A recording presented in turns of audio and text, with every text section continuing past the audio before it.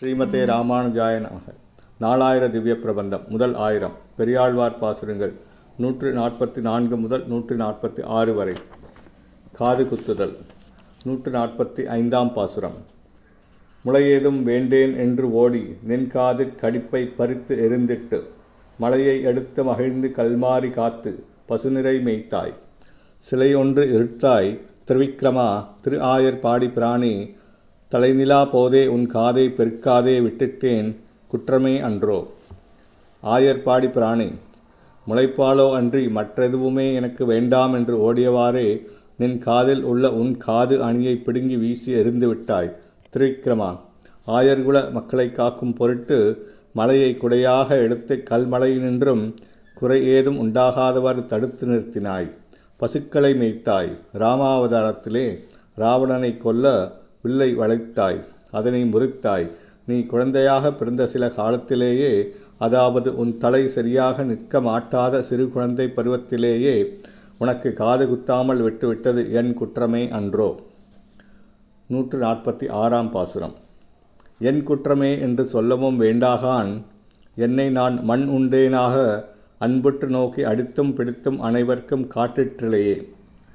வன்புற்று அரவின் பகைக்கொடி வாமன நம்பி உன் காதுகள் தூரும் துன்புற்றன எல்லாம் தீர்ப்பாய். பிரானே, திரியிட்டு சொல்லுகேன் மெய்யே. கண்ணபிரான் தன் தாய் யசோதையிடம், என்னுடைய குற்றம் என்று நீ கருத வேண்டாம். நான் மண்ணை தின்றுவிட்டதாக எண்ணிக்கொண்டு என் மீது கொண்ட அன்பு காரணமாக என் வாயை பிடித்து பார்த்து அடித்து எல்லோருக்கும் காட்டினீர்களே என்று கேட்டான். அது கேட்ட யசோதை, வாமன நம்பி, புற்றில் உள்ள பாம்பிற்கு பகைவனாய் உடைய கருடனை கொடியாக கொண்டிருக்கிறாய்.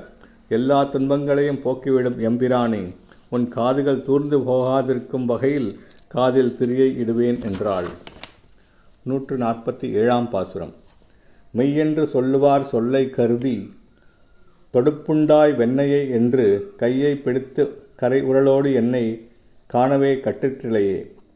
செய்தன சொல்லி சிரித்து அங்கு இருக்கில் ஸ்ரீதரா, உன் காது தூரும் கையில் திரியை இடுகிடாய் இந்நின்ற காரிகையார் சிறியாமே. மீண்டும் கண்ணபிரான் தன் தாய் யசோதையிடம், மற்றவர்கள் கூறும் வார்த்தைகளை கேட்டு அவை உண்மை என்று எண்ணி நான் வெண்ணெய் திருடியதாக கருதி என் கையை பிடித்து பலரும் பார்க்கும்படியாக உரல் விளிம்புடன் கட்டினாயே என்றான். இதை கேட்ட யசோதை, ஸ்ரீதரா, நான் செய்ததை கூறி நகைத்து கொண்டு இருந்தால் உன் காதுகள் தூர்த்துவிடும். உன்னை காணும் பெண்கள் கூழைக்காதன் என்று ஏளனம் செய்யும் முன்பே உன் காது பெருகும்படி திரியை இட்டுக்கொள்க என்றாள். ஸ்ரீமதே ராமானுஜாய நமக.